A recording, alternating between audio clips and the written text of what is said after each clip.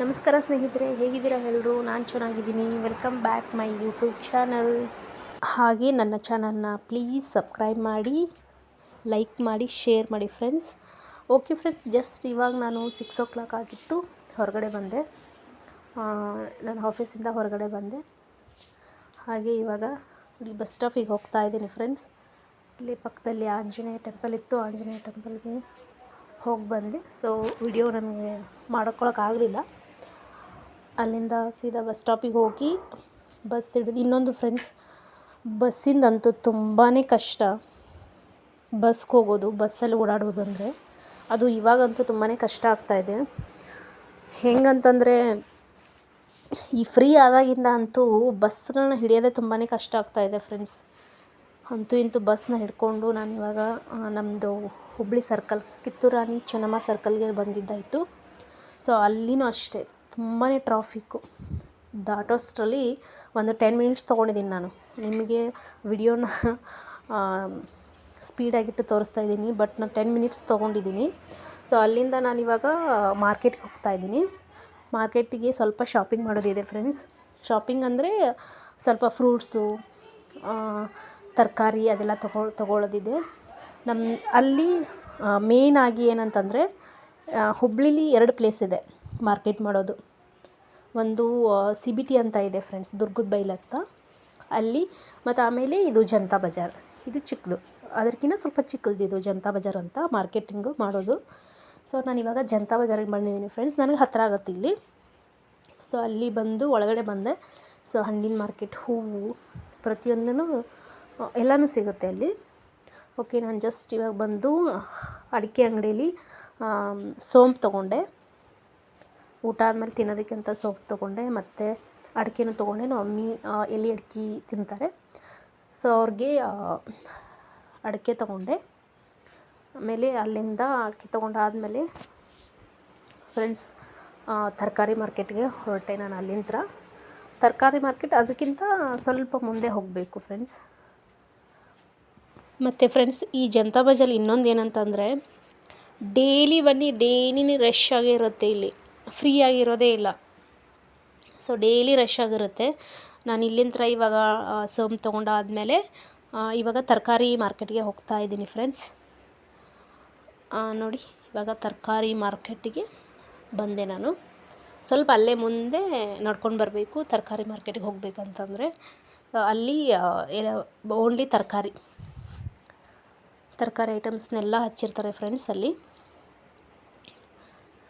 Just ಇವಾಗ entry ಆಗ್ತಾ ಇದ್ದೀನಿ ತರಕಾರಿ ಮಾರ್ಕೆಟ್ಗೆ. ಇಲ್ಲಿ ಅಂತೂ ಮಾರ್ಕೆಟಲ್ಲಿ ಸಿಕ್ಕಾಪಟ್ಟೆ ಕಾಸ್ಟ್ಲಿ ಇತ್ತು ಫ್ರೆಂಡ್ಸ್. ಇನ್ನೊಂದು ಏನಂತಂದರೆ ನಮ್ಮ ಹುಬ್ಳಿಲಿ, ಬೇರೆ ಕಡೆ ಏನು ಅಂತ ನನಗಂತೂ ಗೊತ್ತಿಲ್ಲ ಫ್ರೆಂಡ್ಸ್, ಬಟ್ ಹುಬ್ಳಿಲಿ ನಿಮ್ಗೆ ಕಾಣಿಸ್ತಾ ಇರಬೇಕು, ಚಿಕ್ಕ ಚಿಕ್ಕ ಬುಟ್ಟಿಲೆಲ್ಲ ತುಂಬಿಟ್ಟಿದ್ದಾರೆ.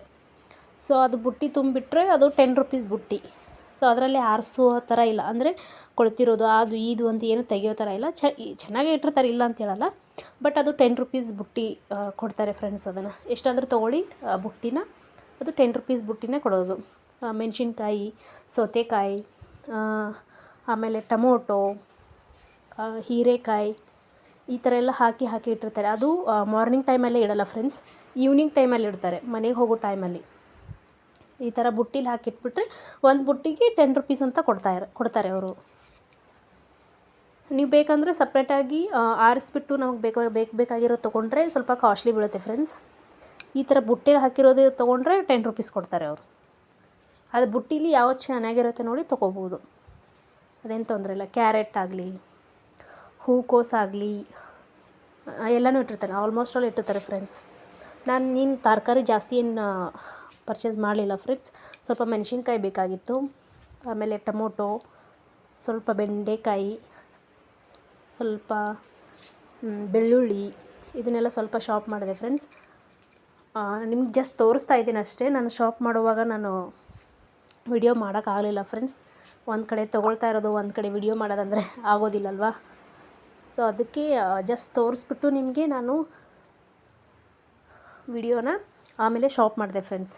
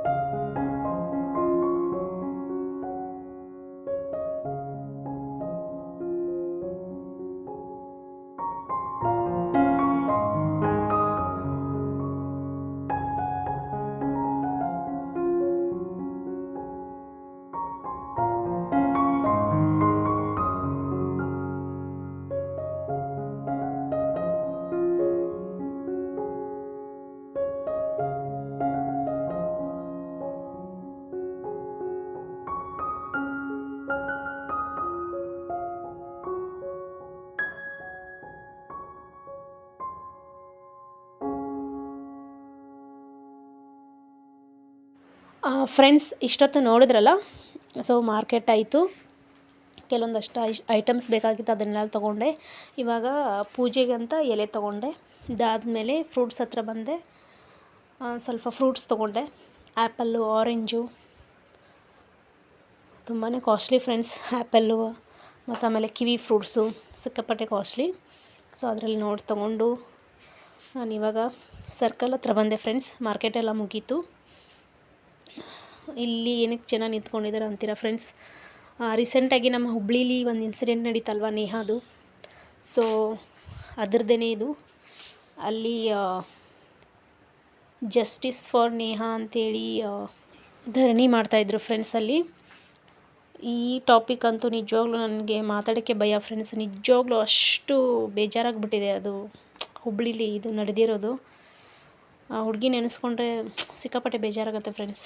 ಓಕೆ ಫ್ರೆಂಡ್ಸ್, ಆಮೇಲೆ ನನ್ನ ಹೇಳಿದ್ನಲ್ಲ, ನನ್ನ ತಮ್ಮನೇಲಲ್ಲಿ ಹಾಕಿದ ಹಾಗೆ ಯಾರು ಬರ್ತಾ ಇದ್ದಾರೆ ಇವತ್ತು ಊರಿಂದ ಅಂತ ಹೇಳಿದರೆ, ನೋಡಿ ಫ್ರೆಂಡ್ಸ್, ನನ್ನ ಚಿಕ್ಕ ಮಗ ಓಡಿ ಬರ್ತಾ ಇದ್ದಾನೆ. ಹೌದು ಫ್ರೆಂಡ್ಸ್, ಊರಿಗೆ ಹೋಗಿದ್ರು ಅವರು.